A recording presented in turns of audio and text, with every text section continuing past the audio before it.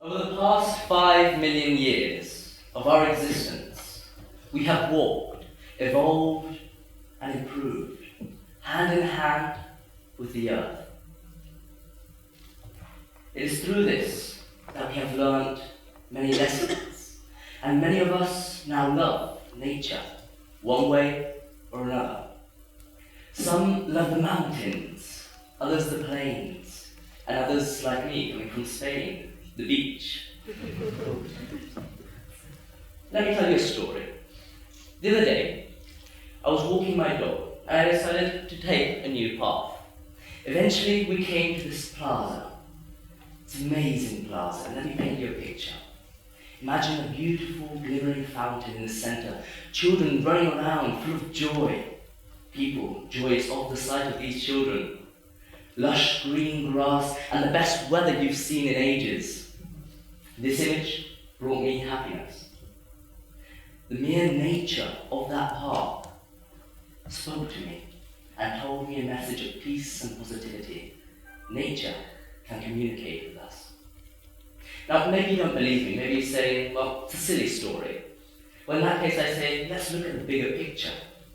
For years now, we have been ignoring the cries and pleas of the earth.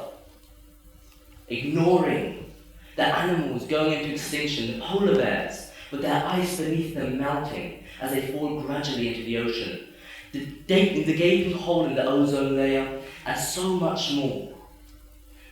The piles of rubbish piling up all over the earth, what they now call the eighth continent, the garbage patch of the Pacific, the island of rubbish, and so much more, is now 3 times the size of France.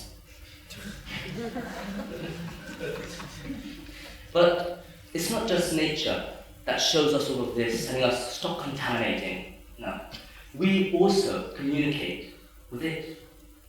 And let me tell you an experiment done by a Japanese investigator, Mazuro Emoto.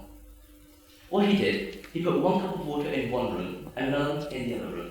Both rooms had the exact same characteristics. Every day he would wake up at the exact same time and go into the first room. He shouted at that cup of water. He said that it was a waste of time and money. He told it that it was terrible, disgusting, and ugly. And then he would go to the next room. In this room, it was kinder, more peaceful. He told the water that it's beautiful, that it's the basis of all life and nature. By the end of the experiment, something interesting had happened. The first cup was dark and gloomy, covered in moss. But the second cup was as clear as it was on the very first day. This clearly shows that we are able to influence nature. We are able to communicate with it, just like it with us. However, I do believe that we don't just listen to nature, we don't just speak the language of nature, it's much more. We speak the language of problems. You see, everything we know because it was once a problem. And so, we learn to speak that language so as to try and solve that problem. That's why we speak the language of nature. From the very beginning, we spoke it so that we could understand which berries we could eat and which not, and now how to contaminate and how to have renewable energy, for example. You see, we speak the language of problems, and this is in a certain sense problematic.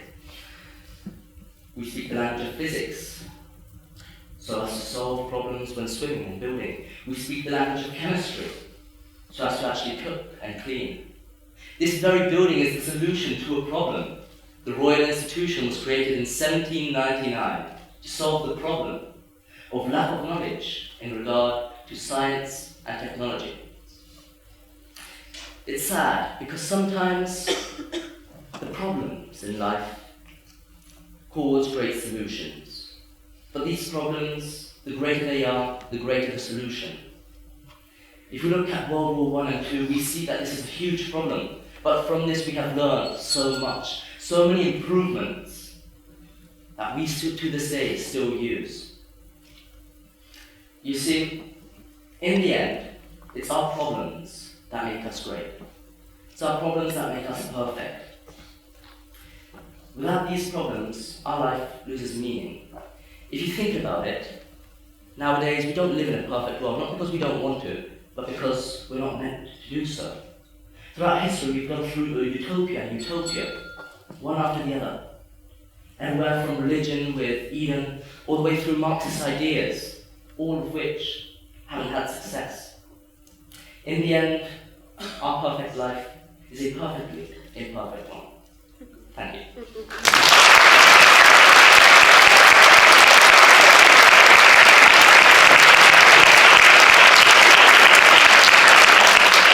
Thank you very much, Ennio, for your speech.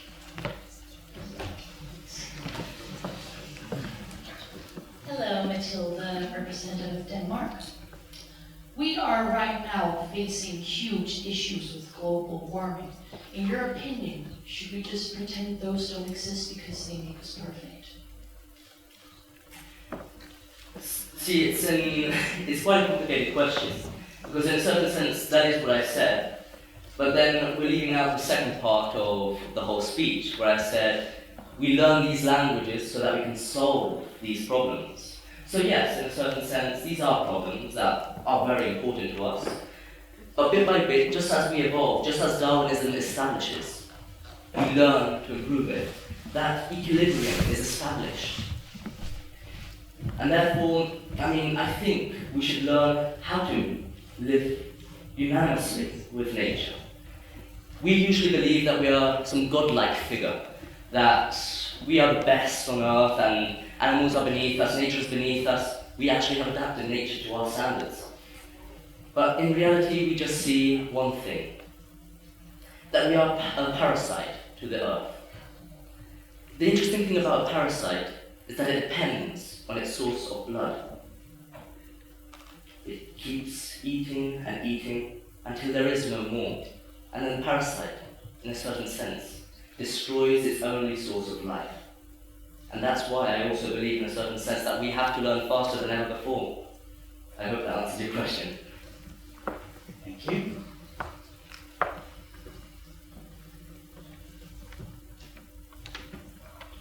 Hi, Radu, a former participant from Romania. So my question for you relates to finding solutions to problems. However, sometimes when we find solutions, we just create more troubles. For example, we needed to move faster from one place to another, so we invented cars, which now pollute, which now gets us into more trouble. How do you think we can figure out, when we find a potential solution to a problem, if it's actually the right one, or if it's just a short-term fix that in the long run is going to harm our host, the Earth, even more? I'd like to add another example to that, and that is, in the past, many times, we have believed things that now we have proven to be completely wrong. We believed that the earth was flat, and now we have proven that to be completely wrong. In religion, we believed that if you didn't believe in a single God, that was punishable by death. And now we have clearly shown that this is immoral. So in a certain sense, I do believe that life is, as I said in my previous speech, a sort of wave that goes up and down. And eventually you have to find that equilibrium, that central point. And that's the most important part. Now, how do you find this point without going through these huge ups and downs? I think that the most important thing that you can do is be aware of this. If you're aware of these problems, just like in the French Revolution, if they were aware that the further that they went, the worse that the situation would get, and I highly doubt that it would have gone that far. Maybe it would have gone a little bit far, but every time less and less and less, until you find that perfect point. Thank you. One more question for Ennio? Somebody right at the top. Have you got a microphone? Wow. My question is, don't you think that our connection with nature is causing more problems?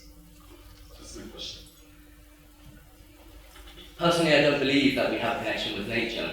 I believe that at the very start, 5 million years ago, we did have a sort of duality with nature, where we would hunt down the animals and then there would always be a bigger fish. But we've sort of gone into a mode in which we've passed the limit. We are a certain type of god, if you will, where we think that, hey, let's explore another planet, let's terraform Mars, for example, as many people are talking about. So I don't believe that we have this sort of connection with nature, because gradually as we have evolved to a point where we think that nature is just another thing beneath us. I think that what we should do is establish a connection with nature. Thank you very much indeed.